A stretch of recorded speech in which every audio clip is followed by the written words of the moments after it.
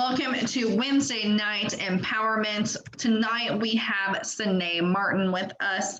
We are so excited to hear her story, hear how she got started, and what she's doing with it now that she's here. I have no idea what the hell I'm even talking about. Anyway, so we're super excited to have her share her story and her journey through Beachbody and where she's at today. So I'm going to turn it over to her. I'm going to mute myself, and then we're going to kick this party off. Hi, first of all, I just want to say thank you so very much for taking time out of your busy lives to be here and join me and indulge in my story. So my name, like Amy said, is Sanae, and bear with me. I'm a little rocky in the beginning of my conversations, especially because stay-at-home mom life, antisocial, only talk to babies all day. My husband was working thirds, so which kind of my husband, we're not there yet, but anyway, so I'm pretty lonely throughout the day. So I want to backtrack in my story, and I want to tell you the first time I was actually connected with Beachbody was in high school, and it was through a mutual, actually like my best friend, and we did it together. And I started with 21 Day Fix with Autumn, and in high school, I definitely had serious body image issues.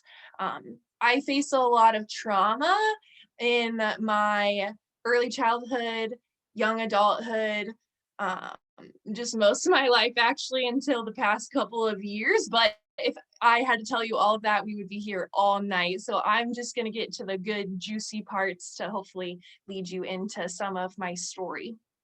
So had those issues. That's when I really got into 21 Day Fix, and I remember doing her workouts, and I have always been an athlete. So played softball for, I'm 26 now, so 21 years. I've been playing since I was 5. So I've literally always been an athlete my entire life. Softball was my sport. It is my sport. I still play to this day.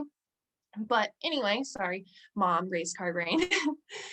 I was doing the workouts in high school, and I was fit because I was so active in so many sports. Like I played a sport a season. So I played volleyball, softball, I did track and field, I played basketball, I played tennis. The only thing I didn't do was cheerleading. Yeah. So I participated in everything that I could. And that actually, I come to find out, is just a part of my interdependence, which it comes from my trauma. So that's when I first met Beachbody, and I was like, I can't do this. I don't like these moves. I am not even strong enough to do a push-up or get through a 30-minute workout.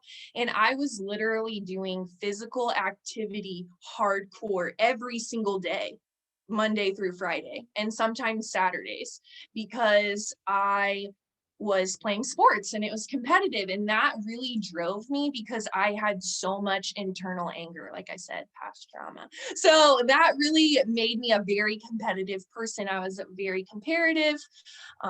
So that's really when it first started with Beachbody, but that's when they were on DVD. I don't know if y'all remember that time, but that's when we had 21 Day Fix on DVD. So I left the Beachbody world and I just went into the college world where I was working out in a gym and I was working out after work. So if we fast forward through some of my life, I re-entered Beachbody in 2018, September actually, and I had just started my teaching job at this time. So I graduated college with a teaching degree, whoop, whoop, in May of 2018. That was a huge accomplishment for me. I did it as a single mom, having a baby in high school. So, just got to celebrate that for a second. Don't forget to celebrate those small accomplishments that you make along the way. So if I get emotional, bear with me. 2018 graduated, took my first position as a 3rd grade teacher. And let me tell you, if you know anything about me, you know that I love kids and I love to help. So I took a position, and it was your first year teacher, if you know anything or have ever talked to a first year teacher, they are like a scrambled egg because they are pulled in so many directions. So I was going to the gym at this time when I was first got into teaching, and that's what I was doing in the beginning. But when I was going to the gym, so I was doing it alone, and that is like a really key part of my story, I would say, because when I entered my dream job,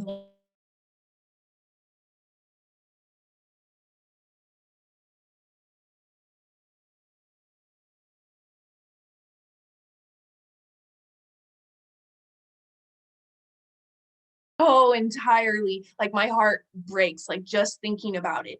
This is when I actually hit rock bottom.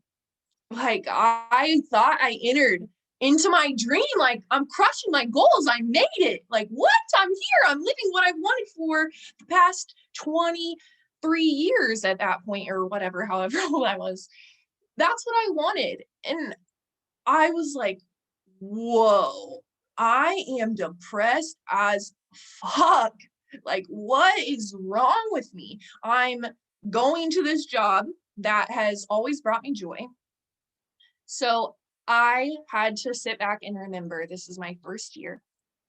I want to lay some perspective. So I got dealt a class of 30 students by myself. Um, and it wasn't just a normal classroom. I would say it was an exceptional, unique classroom.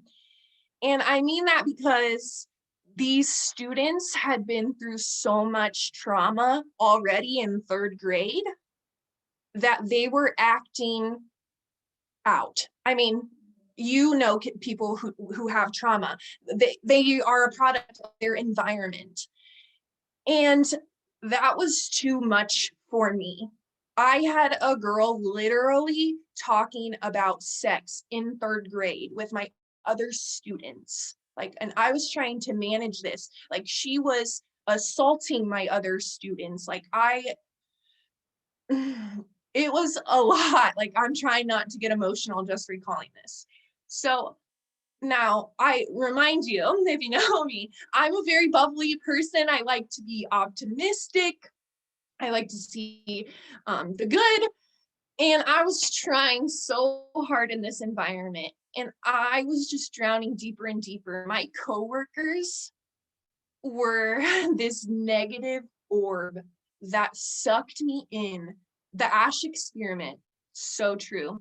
If you're reading Think Like a Monk like we are right now, that's what happened to me in my first year of teaching. And I don't know about you, but first impressions are insanely important. So at this time that I am first year, I'm dealing with all these problems because that girl is not my only problem student. I have two other students who are causing major issues in my classroom that is affecting, like, major issues for me, for my mental health, and major issues because I'm having parents come at me because of the environment that their children are in. And so it was super difficult to manage that, to teach on top of that, to go home and love my family on top of all of that. Not to mention, I was working another job. So I worked at a bar. 2018, I was working at Triple Nickel in Mattoon, Illinois. So I was working first year teacher at school, and I worked 2 nights a week. And then, actually, that's a lie. I worked Tuesdays and then Thursday, Friday, Saturdays every single week while I was teaching. And I closed the bar. So I was there until, like, I didn't get home till 2 in the morning, and then I would get back up and do it all over again. Now, mind you, I told you I was in this toxic, negative environment. My coworkers that I was around did not like where they were. And that affected me because they took my light away. They took it away from me. And I realized that now, and I didn't realize that then, but they had taken my light away from me so hard. Sorry.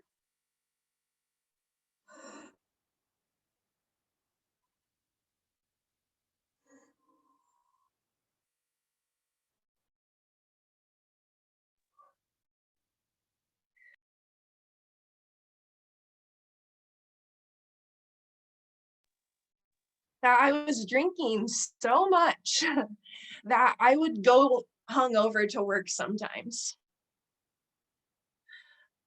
because I just couldn't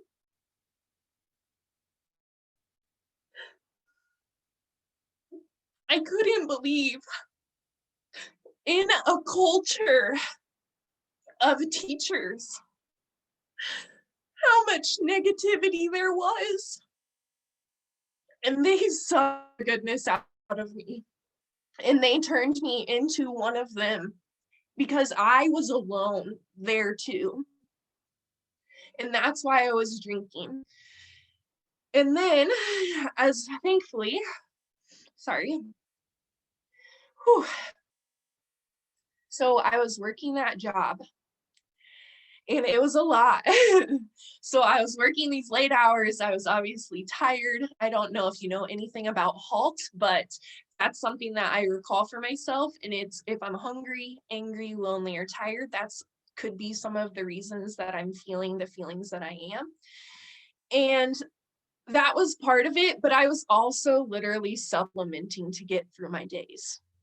And I was like, holy cow, like this is the life I've created for myself.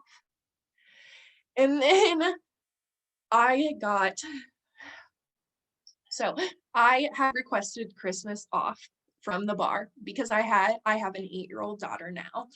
And Christmas time is really important to me. I'm off from teaching and I want to be at home with my family. I was the only bartender at the time that had any children under the age of 18. I requested it off 2 months prior and he fired me. I was bawling in tears, called my dad. I've never been fired. What is wrong with him? Blah, blah, blah. And I'm like distraught because this is so much money for my family. Like I know I was drinking, but this was money that I was saving as well. So it was like my whole world came down. I was like, what am I going to do? I've always had more than one job. You know, I came home crying to Dane. And he's like, we're gonna get through this. Like, you didn't need that job anyway. And I was like, yeah, we did. Like, we're not gonna be able to afford anything. So did all that. He actually, come to find out, blessing in disguise. I have not drank heavily since I've left that job. Since I've told myself, he exited me from that environment and I have not been drinking like that since. So I am so blessed that I was fired from that job. I didn't know it then, but I know it now because, whew, man, I would have been in an even darker place because alcohol, it's a suppressant. So anyway, after I get fired, this is when I join Beachbody. So now I'm tackling Beachbody because, like I said, I need more than one job. Like, we need to support our family. I was already getting fit at the gym. One of my friends that I have known for ever, because we played softball together when we were younger, she was coaching and she roped me in and I was like, yeah, I'm gonna do this. I'm gonna coach. You know, I love people. Obviously, I was in a people profession. I was a bartender, I was a waitress for so long. I love people. So I was like, yes, of course I want in. What I didn't realize my first time around was that I got skinny. Whew, damn, did I get in shape? But my mental, nothing up here was changing because I was so overwhelmed by work, that environment of teachers, and I was so depressed that I couldn't put anything else in my brain because it was already to the max with chaos. So I didn't know how to clean it, so it all just stayed there. So what I joined the Beachbody. Sorry, I'm a little scatterbrained. My baby's crying. So what happened from there? Sorry, I have notes to like help me. So I couldn't tackle, like, what had happened is I had gotten so overwhelmed, I stopped working out. I didn't go to the gym anymore. And then we found out some exciting news. I got pregnant, woo! Because around December, Dane told me, let's have a baby. And I was like, let's do it, because he is my light. He is my person. He makes me so happy. I was so scared, but we decided to jump in. So I got pregnant at the end of my first year of teaching. And I was like, there's my light. I was like, there it is. I was like, that light's going to keep me going. That light's going to get me through my first year of teaching, because I found out I was pregnant with like a month and a half left of school to go. I was like, I can do this for my child because I need this job. So, yay, pregnant, made it through my first year of teaching. And so I am pregnant. I am enjoying my pregnancy. And like I said, I'm not doing Beachbody anymore because I quit. I had gotten pregnant. I quit doing everything. It was just too much. So my year 2, I decide to really focus in. I'm not going to have any other jobs. In the beginning of the year, I'm just going in on teaching, because year 1 was such a shit show that maybe I was the problem. Like, that was the cold, hard truth. Like, maybe I was doing something to hinder this environment. Maybe I wasn't, but I know every day I wasn't gorgeous in there. I was ugly sometimes because it was so much on my part. So I decided to give year 2 another go, because I'm not a quitter. That's not who I am. So I am like, yes, year 2, because they always say give it 3 years in teaching and then go from there. So we planned our pregnancy, my pre-pregnancy weight. Like I said, I was working out with Beachbody. I was really skinny. I had gotten fit. Then Dane knocks me up. Thank you for that. No, I'm just kidding. It was planned. And I start gaining all of that weight. Now I'm going back into an environment, and I have a wonderful class year 2. So they are phenomenal. Like, total complete 360 from last year. They have respect, they understand boundaries. So I'm like, yes, I made it. This is my dream. Oh, here I am. And then as I'm still in this environment, remember, I may have changed classes, but I kept the same coworkers. So nothing changed for me there. So actually what had happened is like three teachers from my grade, my first year, left. They went to a different position. And then we brought in 3 new people, and it didn't get better, because those people were just people within the school that just moved within. So it wasn't actually new people. So I was still in this so terrible negative, like, literally complain about every single thing. And I was not meeting their expectations, because I was coming in happy, I was coming in bubbly, I was coming in big and bold, and my kids are like, oh, Miss Martin, a lot of the other teachers did not get that. So I am still with these negative people all the time, and it's just driving me worse and down more and more. And I'm pregnant, and I'm just eating my feelings at work. I'm eating my feelings. I'm just like, this is so overwhelming with these people. I don't know if you've ever been around an environment that negative, but you're just like, holy shit, how do I escape? And you just feel stuck. And that's what had happened to me. So I'm gaining all this weight from literal stress and emotional eating, because I'm pregnant. I'm dealing with some really hard emotions from my first pregnancy, that trauma. I get diagnosed during my pregnancy with hypothyroidism. So I have to be put on thyroid medication that is gestational. I've never had any health issues. So I instantly become scared. I was holding another job at this time. I ended up quitting that job while I was pregnant. And then I ended up picking up another waitressing job at like 5 months pregnant. Yeah, I never stopped working. So it was like 4 months pregnant, because I worked there for about 4 months. So I worked there at the diner until I was 8 months pregnant. So at this time, I'm with all these negative people. I start this job at the diner in my hometown. These people are beautiful. I love them so fucking much. They were my light. I'm like, oh, coworkers, I love to go see them. They love to see me back.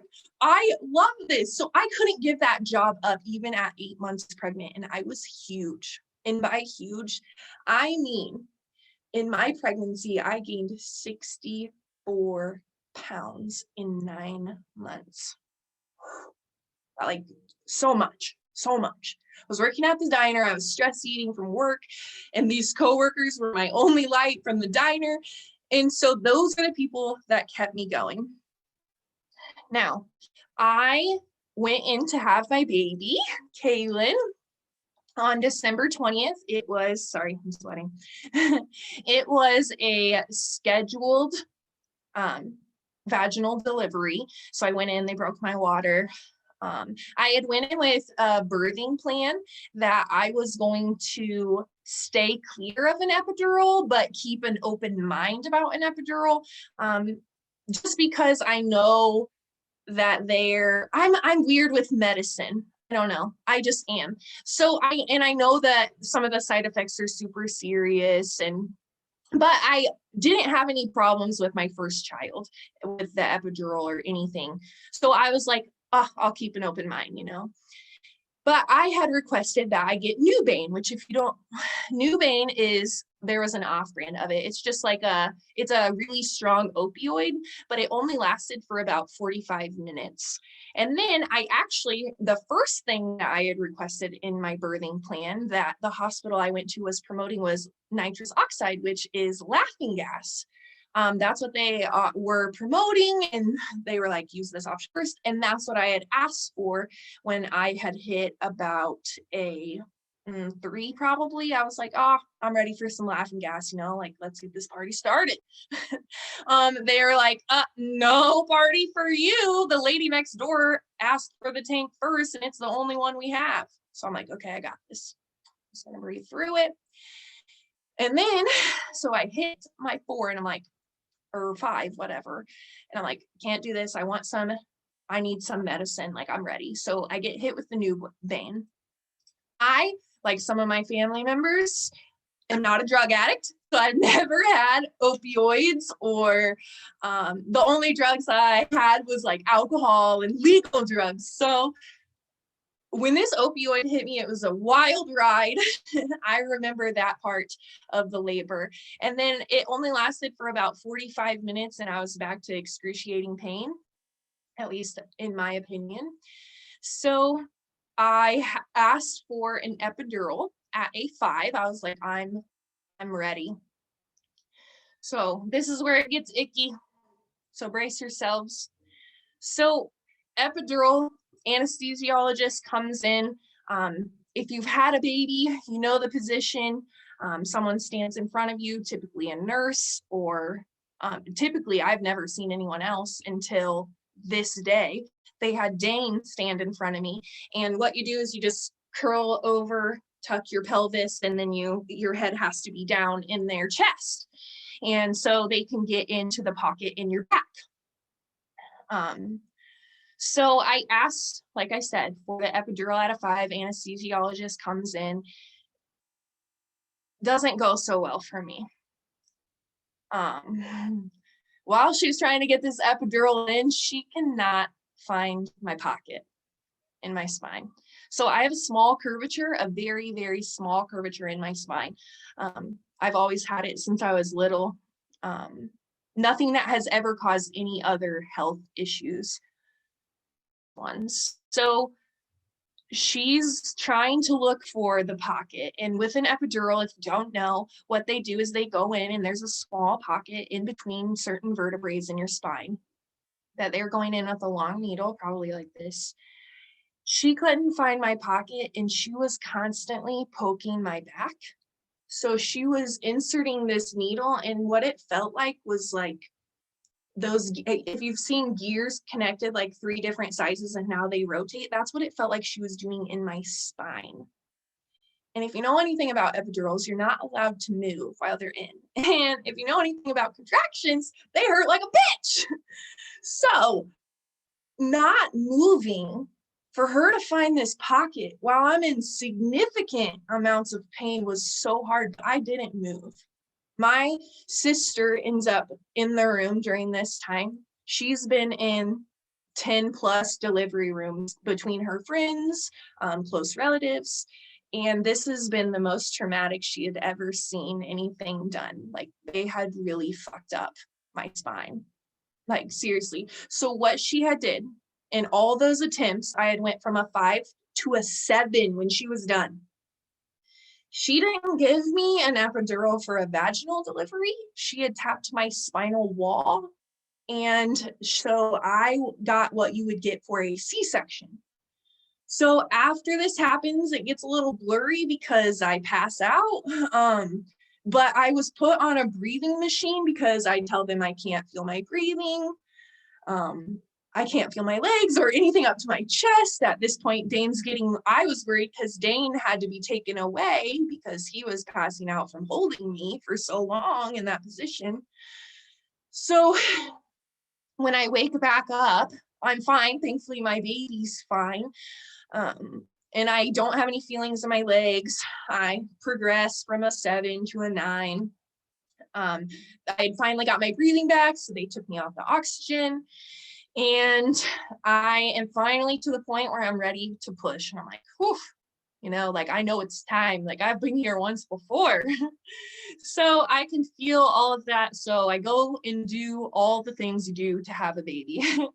But at that time, I literally just asked for the anesthesiologist to come back and give me another dose because it had started to wear off because she had fucked it up. So if you know anything about cesareans, they last differently because it's a different part in your body. So I was asking for that. By the time he had arrived, I was already pushing. So it was just like, okay, I'm going to take all this pain and just get this baby out of me because 1, I want to meet her, and 2, she's going to be my light right now because I feel so mutilated. So I push out my beautiful baby. Funny part, she takes a huge shit on me as soon as I hold her. There's shit all over me as I'm in the birthing table. I go to recover and heal, all that fun postpartum stuff. This is when I chose to breastfeed, sorry. So I'm breastfeeding, I'm exclusively breastfeeding. So for us, it meant no bottles, no pacifiers. That was my personal preference, no judgment if you chose pacifiers or bottles. I just took a different approach for my second child. My first child was bottle fed, she got pacifiers. So I did something different. So this is when postpartum depression really hits me. Because after I had pushed Kaylin out, the very next day, sorry, I have to rewind a little bit because this is important. I felt paralyzed in my neck. So like, I couldn't look from side to side or up and down. All I could do was this. And it was like, even doing that hurt me so bad that I couldn't even take care of my baby that was just born. Like, I was holding her crying, like in pain, like shaking, like I can't move. So I tell my nurse that had been a great advocate for me. What they decide to do is pump me with caffeine. They're like, oh, caffeine will help because I had an excruciating headache and neck pain. And they're like, oh, this could solve the problem. So they give me an entire bag of liquid caffeine, like this big, that they just shoot up in my arm. And I am just jittery. I don't feel any better. Like, I don't know if you've ever been on like a caffeine overload, but that's what they did to me. And it was wild. So they were telling me to push caffeine. I was not feeling better. I was like, this caffeine medicine shit that you're feeding me is not working. I am in pain. Help me. I can't take care of my baby. Like, I'm getting upset. I am voicing my words as nice as I can at this point. Like, they had already put me through a traumatic experience. Like, fucking help me. You know what I mean? Like, I just was like, oh, that's my baby. I want to take care of her. So my nurse that I was advocating for me, I told her, and she went and got the anesthesiologist head department and was like, she needs a blood patch. So the anesthesiologist is pissed because she's on call and has to be called in. So she walks in my room. I'm sitting up trying to learn to breastfeed my child in so much pain, like I can't even look up. And she comes in with the first comment, snark ass comment.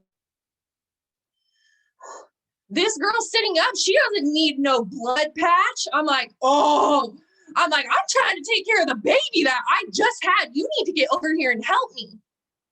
And she instantly like regretted what she said to me because she knew that I needed this procedure. And a blood patch is, they put you in the same epidural position, they go back and do the same exact procedure, except for the person in front of you is another anesthesiologist that draws blood out of your arm, hands it to the anesthesiologist in the back, and then they put it back in so I will stop leaking spinal fluid, because that's what the spinal tap did.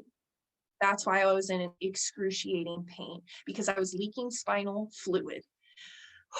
Scary. So I go postpartum trying to breastfeed.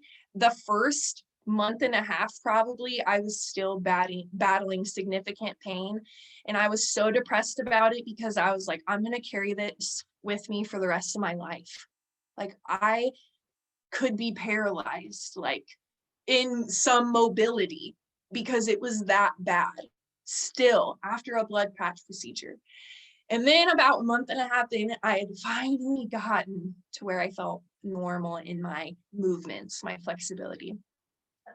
Obviously, I was battling postpartum depression. I was learning to breastfeed. I didn't pump or have any bottles, so my husband couldn't help me, so I wasn't cooking.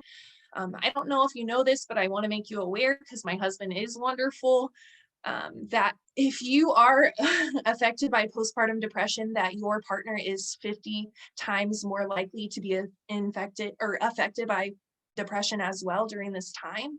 So, and I had really, really, really, really bad postpartum depression. So it definitely put depression on my husband as well. So we were eating out all the time, every single meal, every single day, because all I could do was take care of the baby. Like, and we have an 8-year-old, like, oh, it just crushed us because we were in such a place where neither of us could help each other. We didn't know what to do.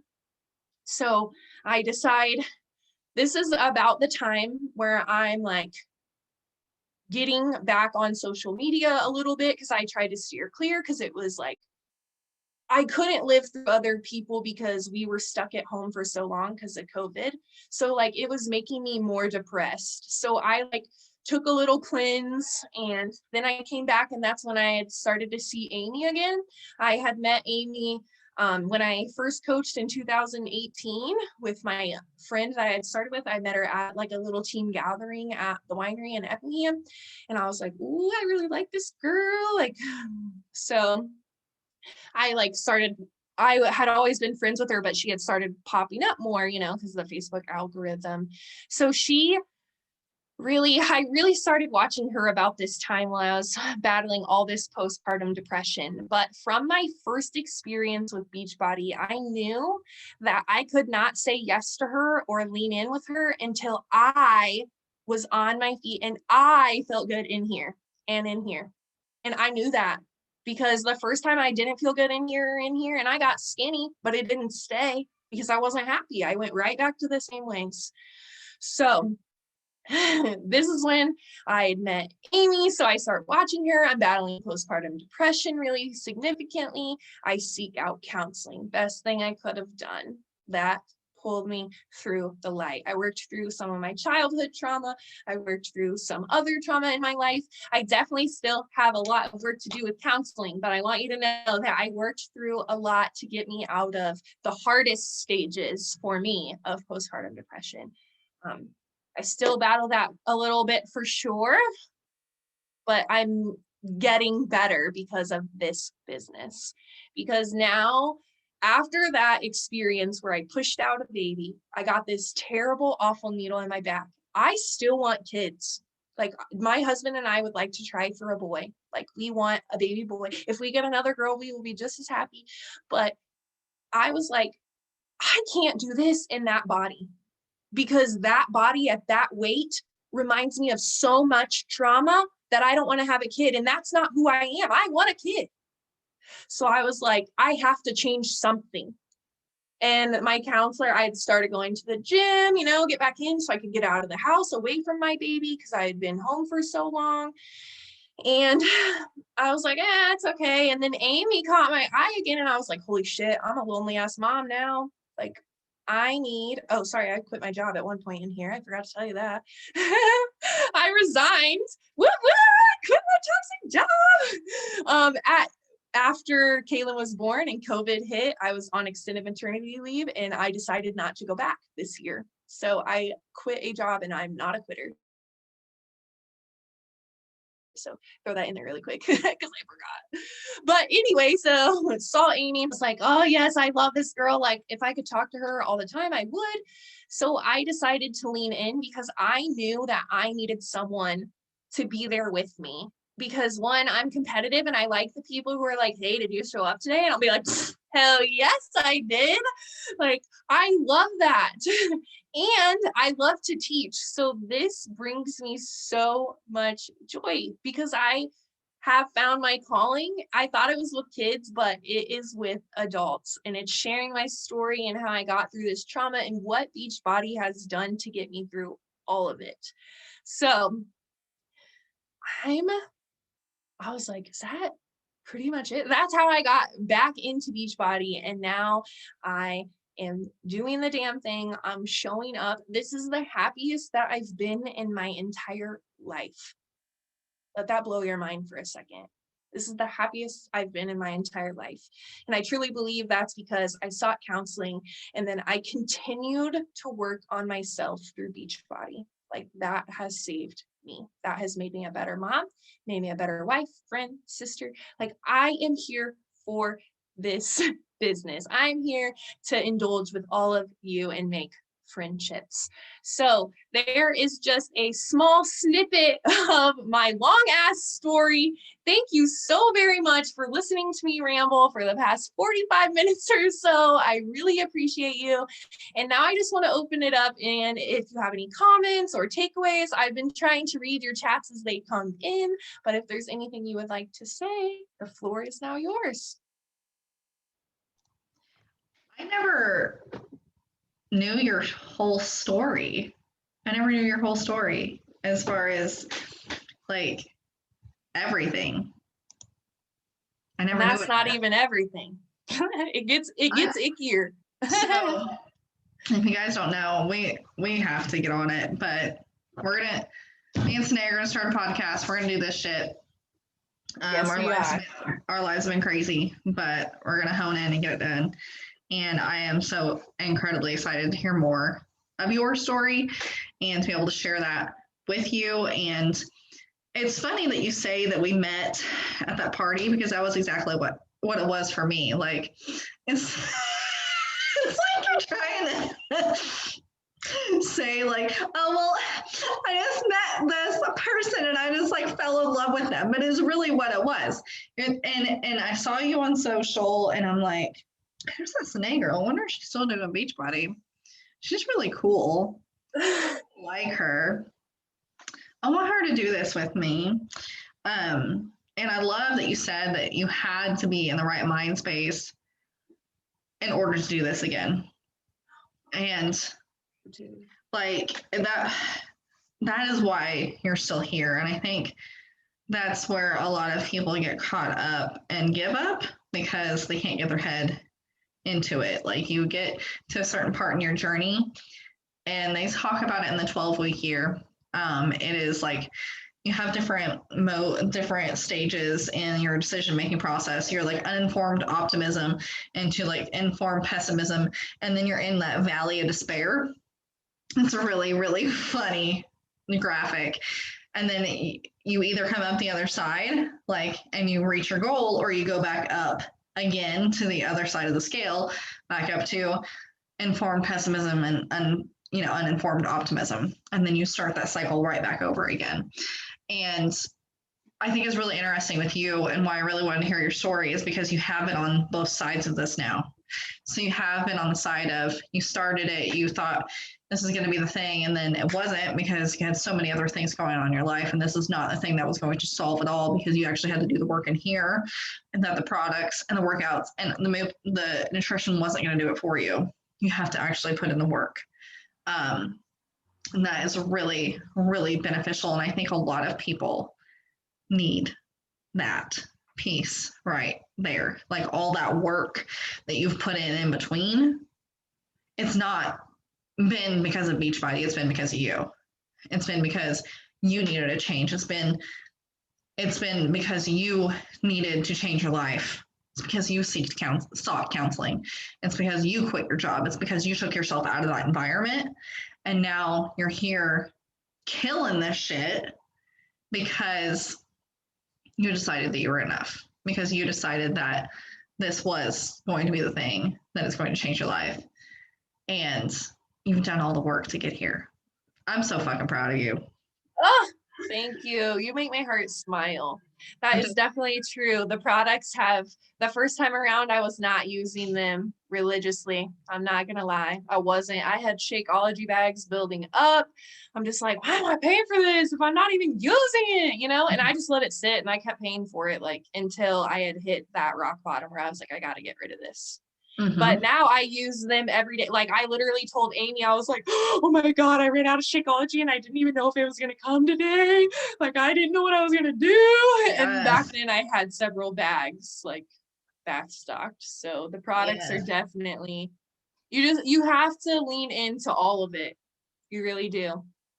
It's an all in or all out, but it's your life. Like, you have to go all in your life. So, like I said, that was the life I created, and it was a shit show. So I'm glad that I was hit rock bottom and was like, holy shit, this is not for me. That is like mic drop.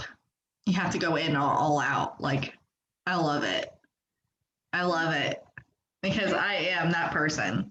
I am, let's jump in with both feet first. I am, let's go jump off the cliff together, because if you're in, I'm in, let's go. I'm like, right? That ride or die, that meme that talks about, where are we riding to? Why do we have to die? And can we get food on the way? Yes. That is our vibe, for sure. I love it. So I guess just one more question is, before we end out this call, what do you think the difference in community is for you this time around? Is it because you're different, or the environment's different, or is it all of the things together? I definitely believe it's all of the things together. It's definitely who I sought out as a coach as well.